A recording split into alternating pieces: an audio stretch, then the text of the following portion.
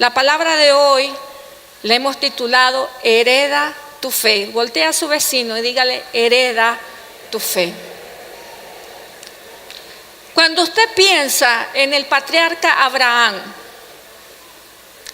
a mí me pone la imagen, el patriarca Abraham, ¿cuál es el primer título que usted sabe o se le viene a la mente acerca de Abraham? Usted piensa en Abraham y usted dice el padre de la fe. Ese es un título que se le atribuyó a Abraham. Cuando nosotros pensamos en el Padre, nosotros creemos de que con Él nació la fe en el Señor.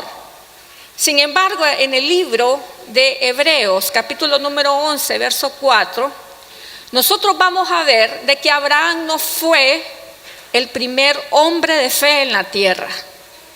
No fue. La fe en el Dios de Israel no empieza en Abraham.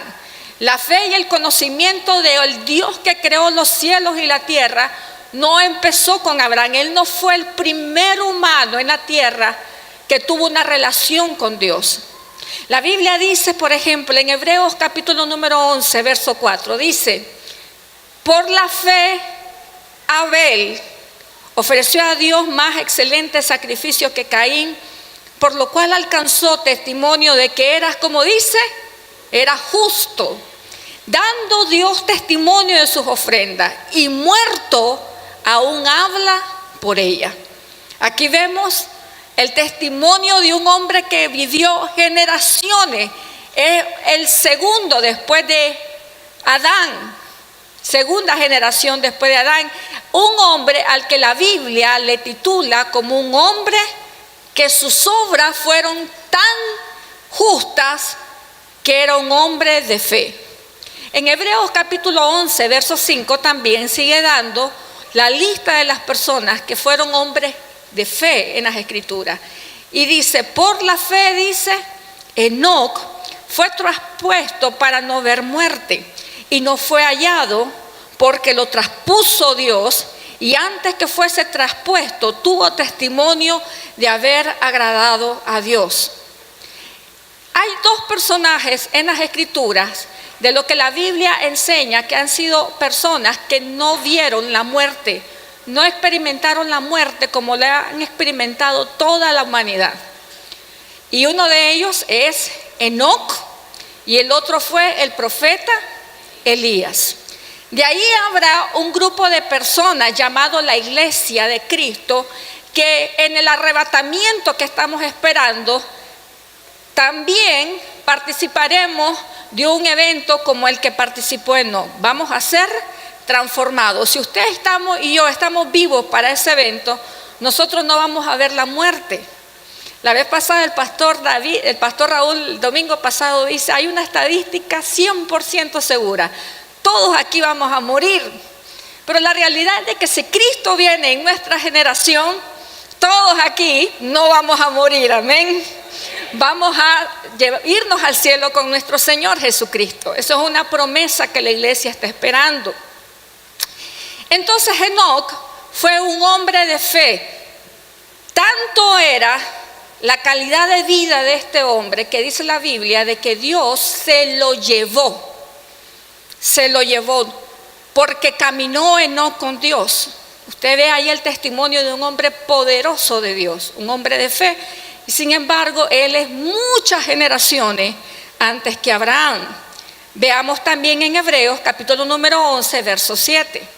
Dice la Biblia, por la fe Noé, cuando fue advertido por Dios acerca de cosas que aún no se veían, con temor preparó el arca en que su casa se salvase. Y por esa fe condenó al mundo y fue hecho heredero, que dice, de la justicia que viene por fe.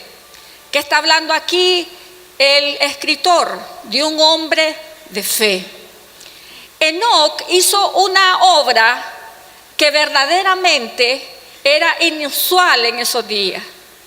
Hasta la fecha de Noé se cree, algunos estudiosos creen, muchos estudiosos creen, que para cuando Noé es retado a hacer el arca, ya había existido una historia de la humanidad en la tierra de aproximadamente 2000 años.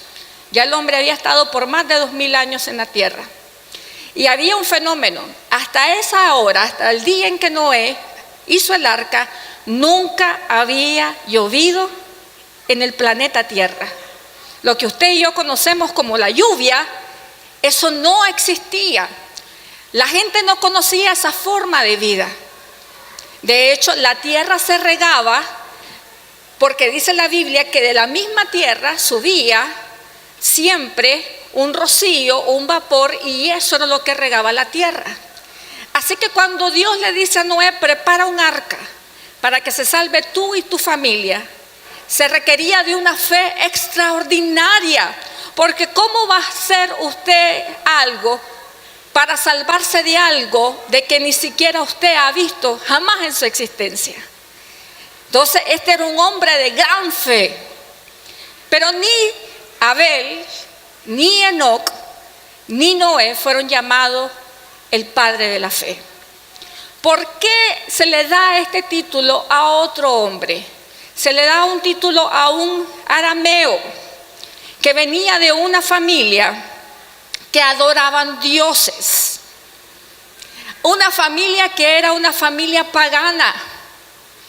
Y sin embargo Dios lo escoge y le dice, este es el padre de la fe.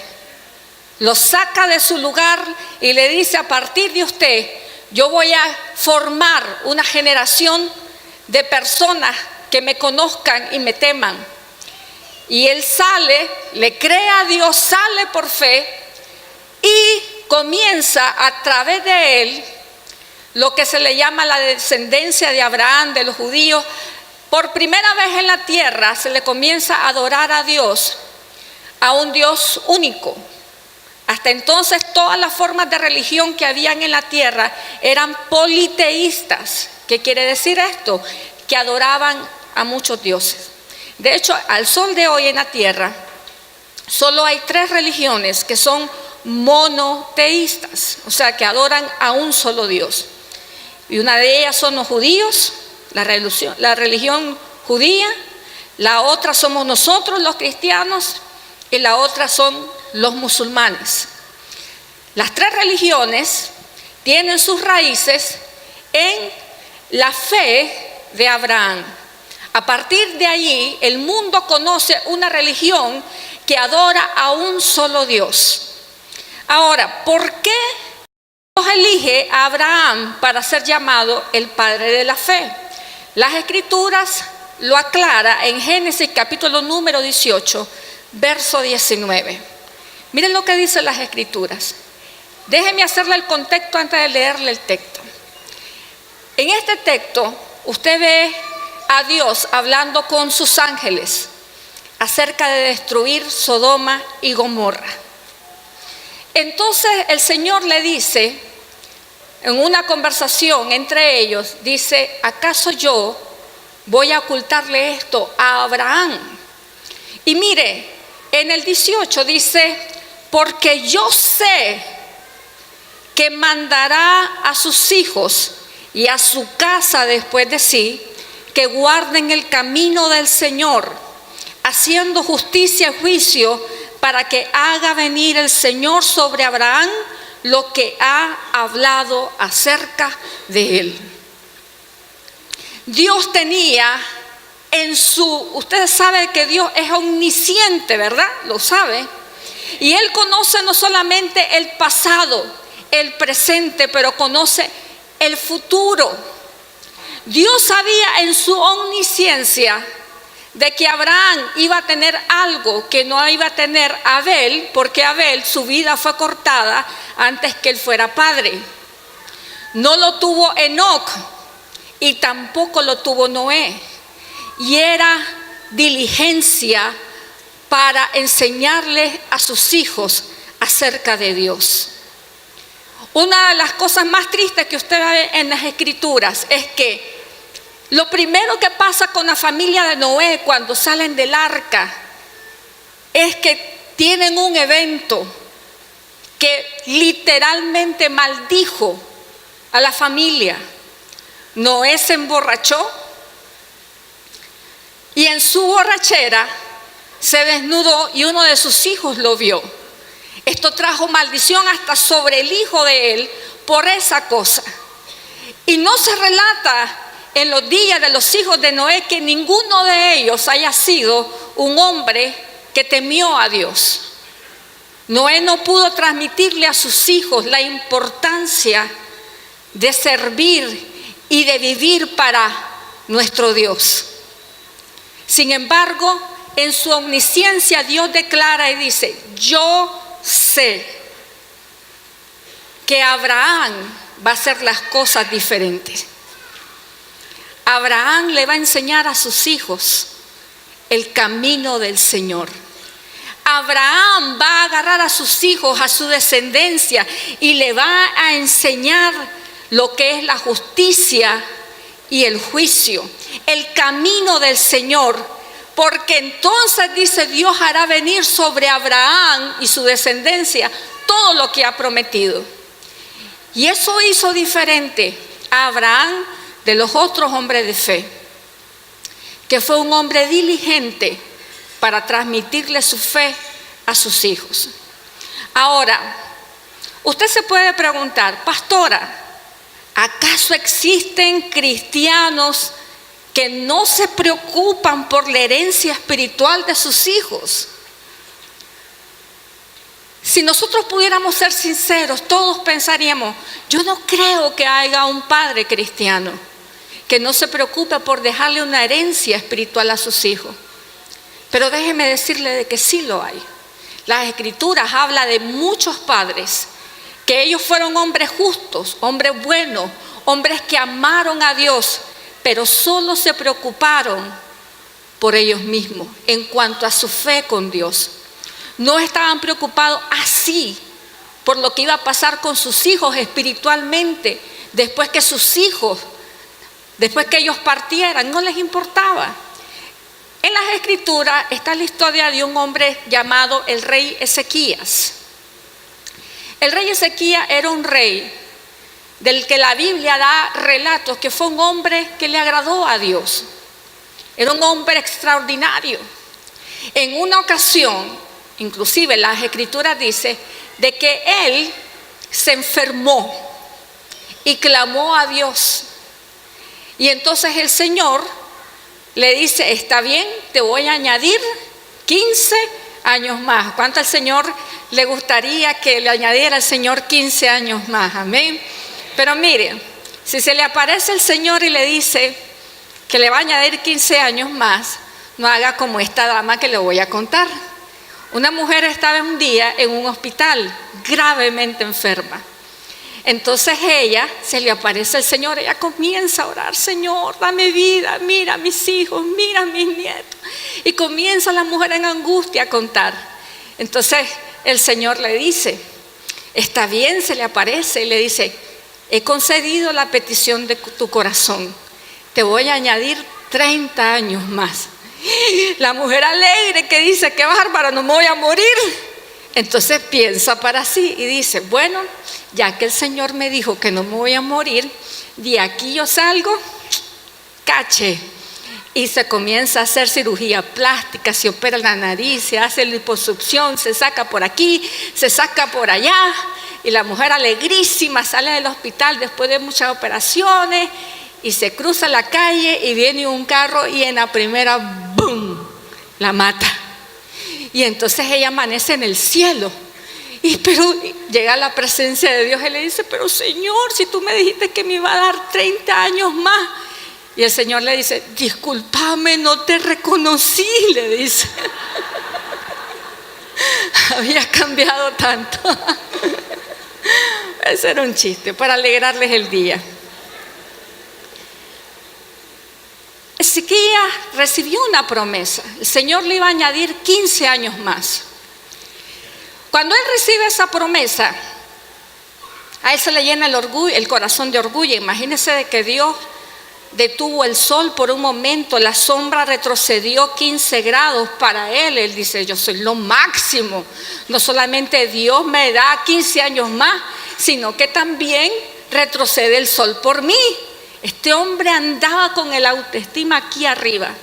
Un día llegaron a visitarlo unos que eran parte de un pueblo que en el futuro le dio muchos problemas a Israel. Lo llegan a visitar de otra nación y él, muy orgulloso, le dice: venga, le voy a enseñar todos mis tesoros y los tesoros de la casa de Dios. Y entonces él comienza a enseñarle todos los tesoros, todo lo que había en su palacio y todos los tesoros de la casa de Dios. Y los hombres solamente vieron.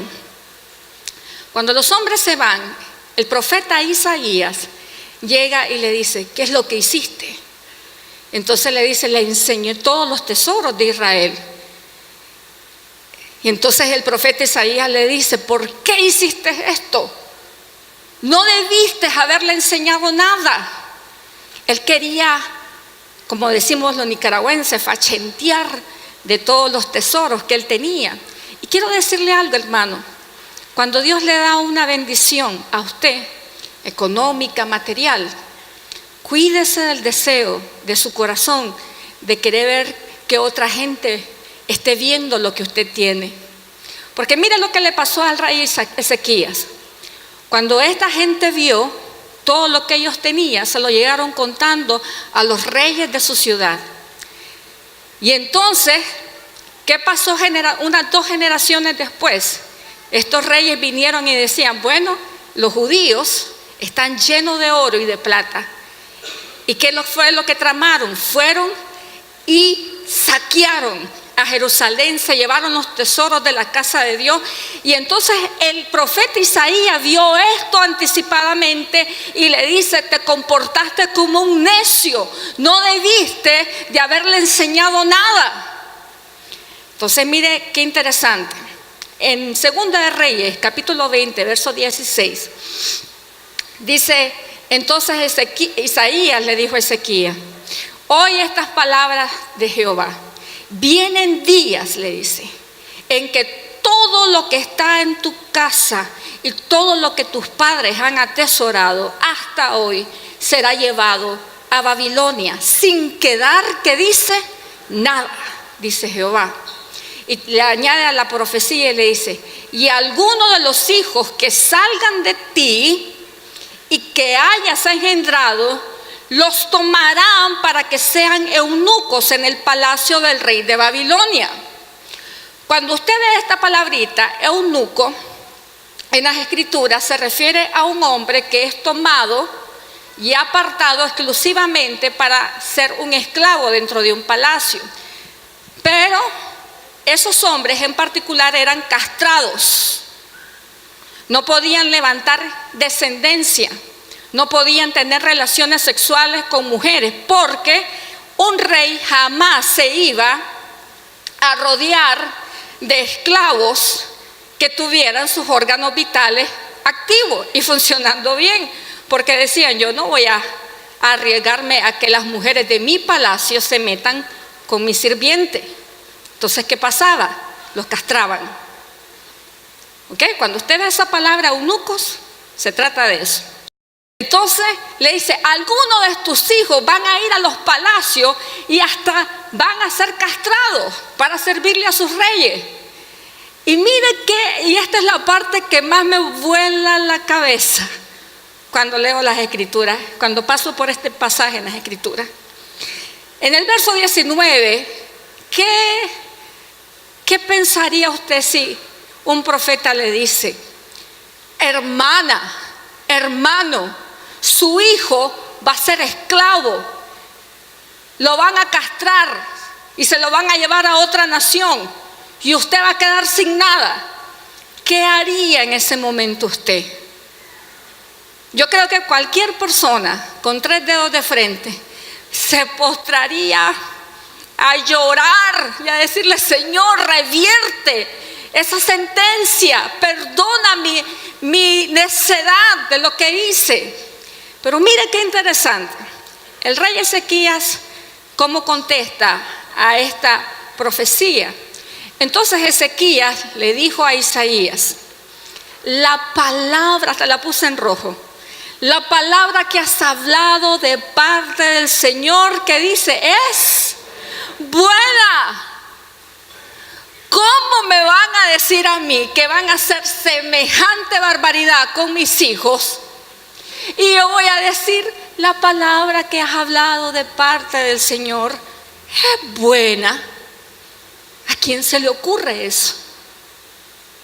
Aunque usted no lo crea, hay muchas personas en el mundo como Ezequías. Es por eso que hay tantos hombres fuera de la casa. Y no le importa ni les importó nada si sus hijos iban a crecer como padres, con padres. No les importó, los cría la mamá. Hay muchas personas así. Hay muchas madres también que un día dijeron, no me importa, ellos van a sobrevivir, y se los dejaron a la abuela. Hay personas así. Pues pensaba, dice, al menos en mis días, dijo Ezequías, habrá paz y seguridad. ¿Qué le parece eso? Clase mentalidad. Mientras a mí me vaya bien, mientras yo viva, mientras haya paz y seguridad, mientras yo viva, no importa. Hermano, algunos de nuestros hijos pueden ir al infierno por la eternidad. Y usted como padre y madre no puede estar diciendo, mientras yo me salve, no importa. Mientras yo sea salvo, no importa. Eso es una actitud de responsabilidad, amén. Ahora, hagámonos otra pregunta. Se puede ser muy apasionado por Dios, porque usted puede decir, pastora, esa es para gente que no está tan comprometida con Dios. Pero la gente que está muy comprometida con Dios y que siente mucha pasión por las cosas de Dios, se preocupan por sus hijos, se preocupan por sus generaciones. Se puede ser muy apasionado por Dios y olvidarse de enseñarle a sus hijos a ser apasionados por Dios. Sí se puede, también se puede. Y les voy a dar un ejemplo. Primera de Samuel, capítulo 8, versos 3. Samuel fue un hombre en las Escrituras, un profeta, que la Biblia dice de que ninguna palabra que él decía se caía en la tierra. Mire, en el ministerio profético uno tiene que tener cuidado. No porque una persona se dice a sí misma profeta, uno va a creer todo lo que la persona dice. Las Escrituras mandan a examinar la palabra profética. Amén. Y da una advertencia y le dice el Señor, cuando un profeta te hable de parte del Señor, si la palabra del profeta se cumple, entonces lo mandó al Señor. Pero si la palabra del profeta no se cumple, a este no lo mandó el Señor. El ministerio profético se prueba no por quien uno dice que es que yo soy profeta. No, el ministerio profético es probado por la evidencia de que lo que el profeta habla se cumple. ¿Y sabe qué? Nosotros, los que no somos profetas, la Biblia nos dice que debemos de examinar las palabras de los profetas. No estamos obligados a que porque alguien nos dice, así dice el Señor, mire, muchas veces hay cosas, tal vez me estoy saliendo del tema, pero es importante esto. Muchas veces estos ministerios son abusados terriblemente en las iglesias. Es conocido muchachos jóvenes que le dicen a sus novias, el Señor me habló. Ajá, le dice la novia, ¿y qué te dijo? El Señor, tú sabes que yo soy profeta de Dios y el Señor a mí me habla. Ajá, ¿y qué te dijo el Señor? Que vos no sos la indicada para mí.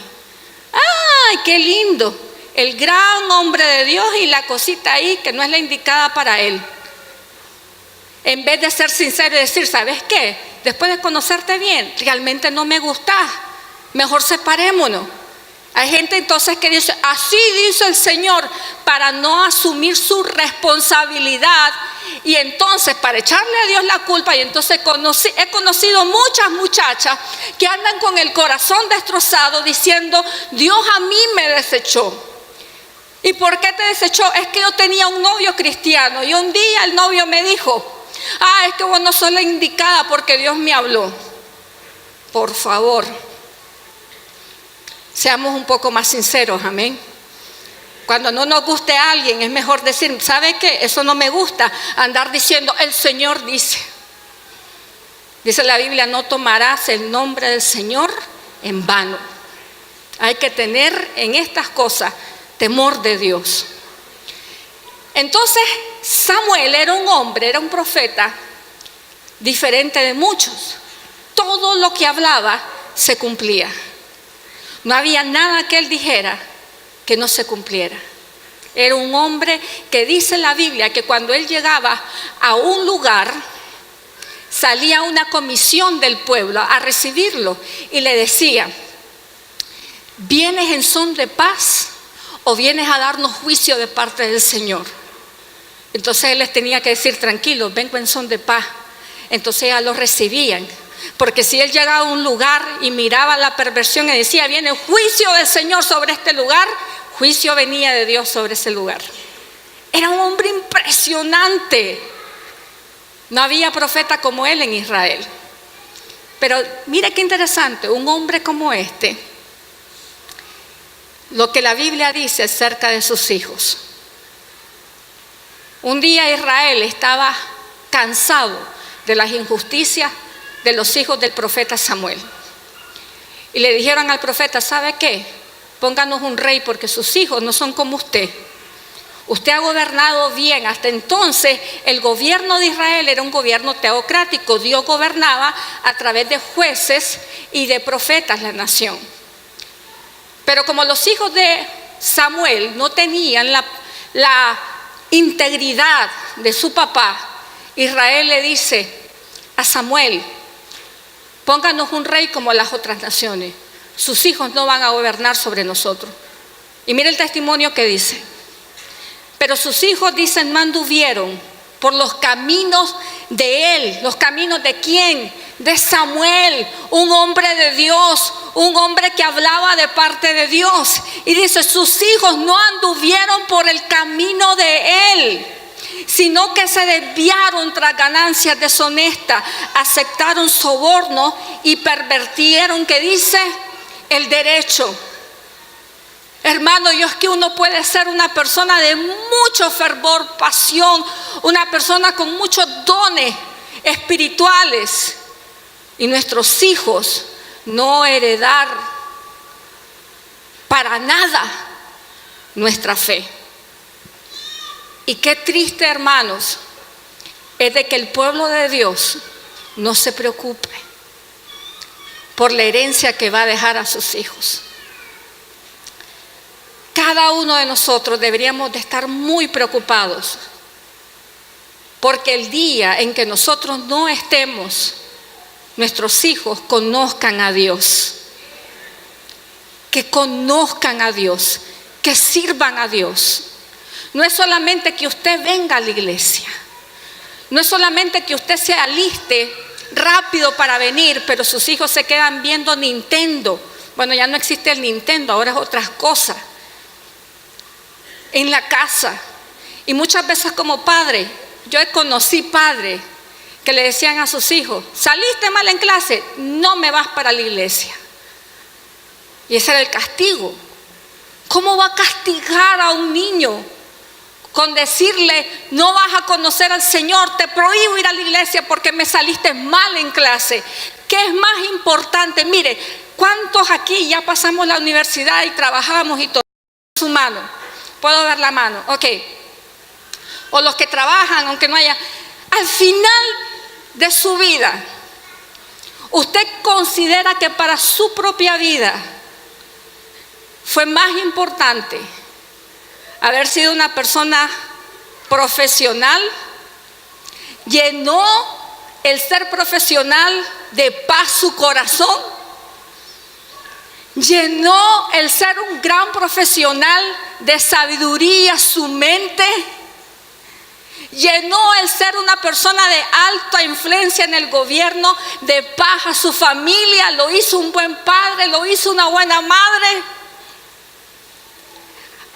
En esta etapa de la vida yo también estudié, trabajé y yo estoy más que segura que nada de lo que verdaderamente me importa en la vida lo tomé de una escuela. Nada. Solo me dieron las herramientas para trabajar. Pero lo que yo verdaderamente anhelo en la vida, que es una familia feliz, eso yo no lo recibí en la universidad. ¿Sabe quién me lo ha dado? El conocimiento de la palabra de Dios.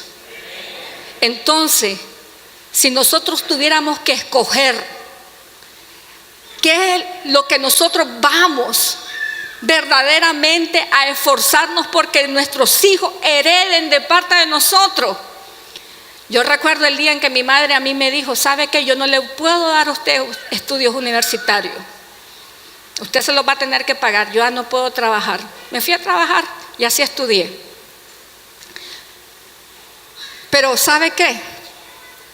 Al final de la vida, ni la universidad ni la escuela me dio las herramientas que anhelo para el resto de mi vida. Solo la palabra de Dios, solo la palabra del Señor. Ahora, hermanos, estamos claros que somos responsables ante Dios por heredar nuestra fe, amén. ¿Qué va a hacer usted para heredar la fe? Para pasarle esa fe a sus hijos, a sus generaciones. Número 1, sea un ejemplo para ellos de fe. No se puede decirle a tu hijo, anda a la iglesia y uno no ir. No se puede decirle a su hijo, lee la Biblia y uno no la lee. No se le puede decir a un hijo, orá, que son las disciplinas espirituales básicas que nos hacen crecer en la fe. Si uno no se los modela, tiene que ser un ejemplo de devoción. No se le puede decir a una niña, sea una mujer de Dios y uno no serlo. Tenemos que ser ejemplo de devoción. Ahora, si sus hijos son pequeños, ¿cuántos tienen hijos menores de 15 años aquí? Puedo ver sus manos, ok. Padres con hijos menores de 15 años, miren. Este es un momento que no se les va a repetir nunca en la vida. Y no solamente eso, es un momento que pasa fugazmente. Y déjeme decirle, los hijos son influenciados por los padres hasta la edad, estadísticamente, son influenciados por sus padres hasta la edad de 12 años. La mayor influencia de un niño son sus padres hasta la edad de 12 años. Después de los 12 años, ya usted no va a ser la primera influencia de sus hijos.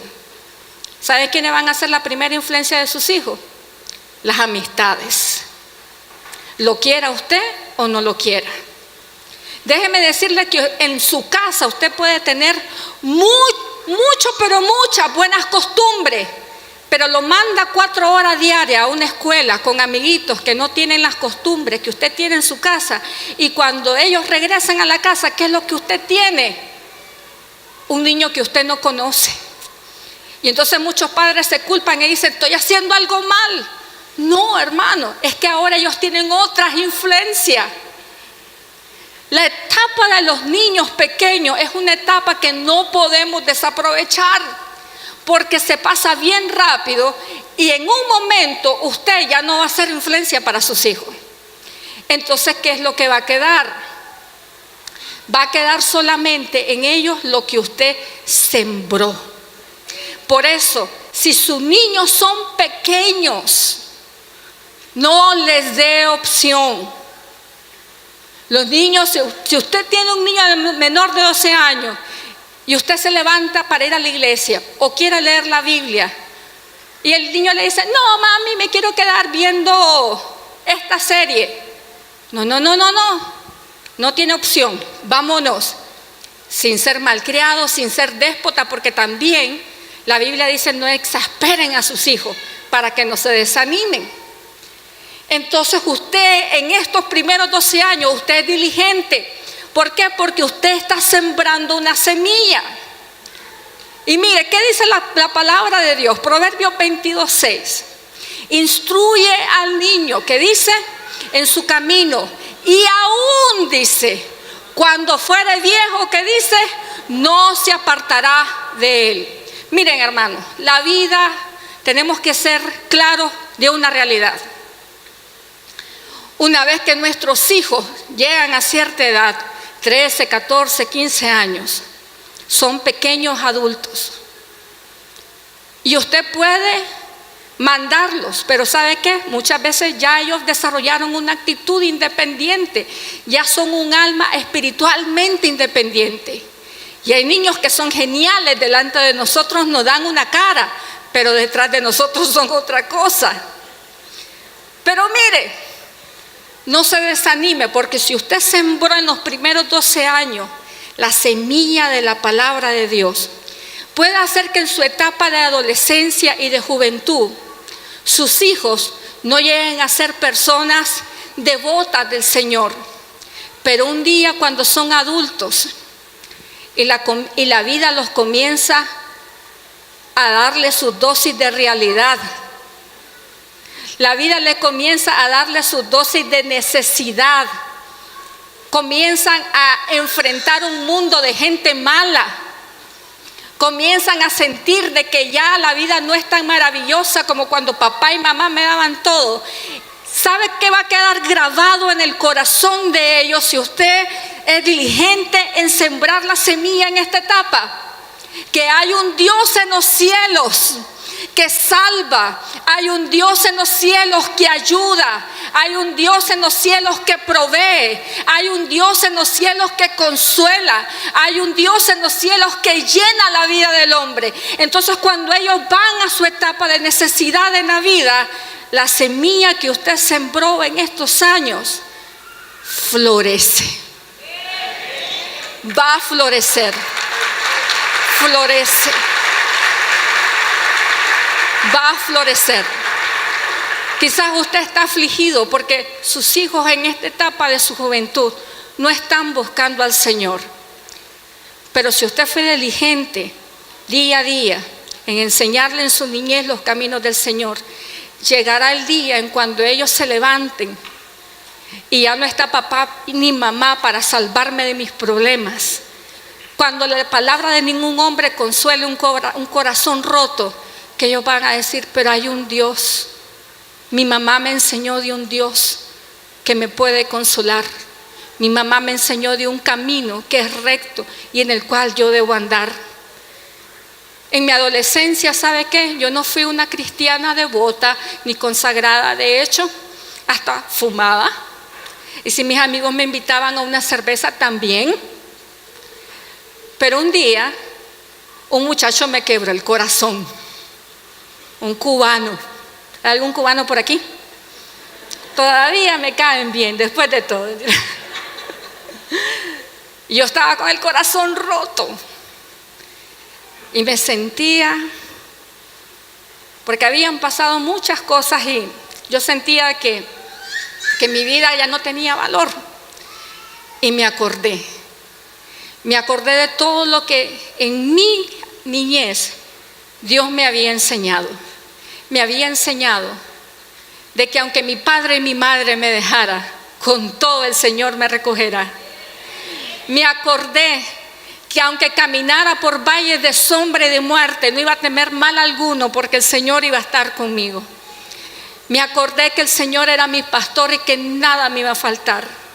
Me acordé que un día me aprendí un versículo en Isaías que decía, no temas pues no serás confundida, no te avergüences pues que no serás avergonzada. ¿Y saben lo que hice con mis piecitos? Busqué la iglesia otra vez y volví al Señor. Eso pasa en la vida de sus hijos, eso pasará en la vida de sus hijos adultos. Si hoy no espere para cuando ellos son adolescentes, hoy usted empieza a sembrar en sus niños la palabra de Dios, Llegará el tiempo en que sus hijos se rebelarán contra Dios, y cuando ellos comiencen a sembrar, a cosechar la rebelión contra Dios y comiencen a andar en sus propios caminos y la vida le comience a traer el pago de sus malas decisiones, se acordarán de lo que ahora usted le sembró, que hay un Dios que tiene misericordia de nosotros, hay un Dios que nos recibe, hay un Dios que nos restaura, hay un Dios que hace que todas las cosas sean nuevas para la gloria de su nombre. Amén. Ahora, lo último. Usted dirá, pastora, ya mis hijos ya son grandes. Ya no hay manera. ¿Cuántos tienen hijos ya mayores de 16, 15 años? Ok.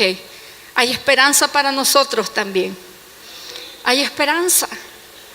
Ya usted no lo puede agarrar. Me baja a la iglesia. Ya usted, mire, si usted está aplicando la faja a los 16 años, usted está perdiendo su energía y su tiempo, porque ya no funciona. Lo que más bien, de acuerdo a los psicólogos, dice de que esto lo que hace es más resentimiento en la vida de los hijos. Entonces, ¿qué es lo que dice el Señor? ¿Qué podemos hacer cuando nuestros hijos ya son adultos? La Biblia dice que les hable del Señor. Hábleles. ¿Y cuándo le voy a hablar a mis hijos, pastora, del Señor? Mire lo que dice Deuteronomios, capítulo número 6, verso 7. Dice, hablando de la palabra de Dios, dice, repíteselas a tus hijos. ¿Cuántas veces? Una y otra vez. Habla de ello en tus conversaciones, cuando estés en tu casa, cuando vayas por el camino y cuando te acuestes y cuando te levantes. En la mañana que usted se levanta con sus hijos, aunque sus hijos no quieran creer en Dios, usted le dice, hijo, que vaya con Dios y lo bendice. Ya le queda una semilla ahí. Una de las cosas que me gusta hacer es contarle a mi hija las cosas que Dios ha hecho por mí. Si yo me pongo a leer la Biblia con ella, probablemente ella se me va a aburrir rapidísimo. Pero cuando yo le cuento, hija, cuando yo tenía tu edad, me pasó esto y esto. ¿Y sabe lo que Dios hizo por mí? Dios hizo esto y esto. Y yo veo que ella entiende cuando le cuento las cosas que Dios ha hecho por mí. Sabe, transmitir la fe a otros no es abrirle la Biblia y hacerle una gran lista de mandamientos. Cuando Jesús le sacó todos los demonios al endemoniado gadareno, ¿qué dice la Biblia? ¿Qué dice? No lo mandó al instituto teológico. Ve al instituto teológico y aprende todas las teologías. ¿Qué es lo que le dijo? Cuenta lo que Dios ha hecho por ti. Y yo me estoy encargando de contarle a mi hija ahora lo que Dios ha hecho por mí. Tengo un niño de 11 años, ustedes saben, ya les he contado, tiene un diagnóstico de autismo, pero es un niño muy inteligente. Con mi hijo tenemos la disciplina de que una maestra que llega a darle clase, la maestra le tiene que leer de 10 a 15 minutos diarios la Biblia. Eso lo hago con el pequeño, pero con la grande ya no puedo hacer eso. Pero a la grande la siento a la par mía. Cuando voy en el carro con ella, vamos a hacer algún mandado, comienzo a decirle, hija, ¿sabes lo que Dios hizo por mí? Esto y esto y esto. Cuando estamos comiendo las dos juntas, hija, ¿sabe? Yo quisiera que usted experimentara lo que yo experimenté cuando tenía su edad con Dios. Y le cuento. Dice, cuando te levantes, estando en tu casa, cuando vayas por el camino, mire, si usted va en el carro, no vaya oyendo música mundana. Póngale música cristiana en su hijo, en el carro, bueno, las motos no tienen radio, ¿verdad? Buena bicicleta, no sé. Pero póngale, que ellos vayan escuchando un mensaje. Cuando te acuestes, cuando te levantes, hábleles del Señor. Mire, hermanos, ahora ustedes tal vez dirán, pastora, yo ya no tengo hijos, ni pequeños ni grandes. Algunas podrían de estar aquí diciendo, yo nunca tuve hijos, pastora. Este mensaje no va conmigo. Claro que va con usted. Dice la Biblia, son más los hijos de la desamparada que los de la casada, dice el Señor. ¿Sabe qué significa eso? Que usted como mujer que no tuvo hijos tiene mayor responsabilidad, porque usted todo su tiempo lo puede dedicar a enseñarle a otros el camino del Señor. Dice la Biblia, la casada tiene que tener cuidado de su marido y de sus hijos, pero el soltero no. El soltero se puede dedicar al Señor. ¿Y cómo se dedica el soltero sin hijo al Señor? Hablándole a las nuevas generaciones del Señor. Si usted nunca tuvo hijos, pero es tía y tiene sobrinos, usted tiene una responsabilidad delante de Dios con esos sobrinos, de instruirlos en el camino del Señor. Si usted es una mujer, tal vez de que ya es abuela, no vive con hijos ni con nietos. Mire, yo conocí al Señor a los 6 años, pero mire cómo fue. Mi mamá era católica de manera titular, porque realmente ni iba a la iglesia ni hacía nada en el catolicismo, solo era un título. Entonces mi abuela se convierte a Cristo en una campaña de Luis Palau en 1974, el año que yo nací. Y nunca se me va a olvidar, cuando tenía 6 años, llegamos a vivir cerca de mi abuela. Y mi abuela un día le dijo a mi mamá, me alistás a la Carolina, porque de aquí en adelante todos los domingos va conmigo a la escuela dominical. Y entonces mi abuela era una matriarca, pero mira, durísima. Y llegaba mi abuela y tal vez yo estaba dormida. Mi mamá no le daba importancia a levantarme. Entonces mi abuela sabía que si ella no me llegaba a levantar, yo no iba a ir a la escuela dominical. Entonces llegaba temprano y ya me sacaba la sábana. A ver, me decía, alístese que va para la iglesia. Y así yo conocí al Señor. Yo no tengo esa historia maravillosa de mi esposo, de padres que lo guiaron en el camino del Señor, abuelas que fueron pastoras. Cuando lo oigo hablar digo, qué genial por él. Yo no. Tuve una abuela bien brava que me llegaba a sacar de las orejas y me decía, para la iglesia. Y así conocí al Señor. Quiero terminar diciéndole eso. Sabremos que usted y yo sabremos que nuestra misión está cumplida, que hicimos bien las cosas, cuando usted vea a sus hijos preocupados por dejarle una herencia espiritual a sus nietos. Allí usted va a saber que hizo bien la misión que Dios puso en sus manos. Esta pareja que está aquí está con un bebé, ¿verdad? Y entonces ustedes van a saber que ustedes hicieron bien las cosas cuando ese niño esté junto con su esposa y su bebé a la par. Allí ustedes pueden descansar y decir, lo hice bien, le enseñé a mis hijos el camino del Señor. Tenemos trabajo por hacer, amén. Tenemos una misión que cumplir. ¿Y cuántos le dicen, Señor, heme aquí, envíame a mí? Amén. Le puede decir usted al Señor, heme aquí, Señor, envíame a mí.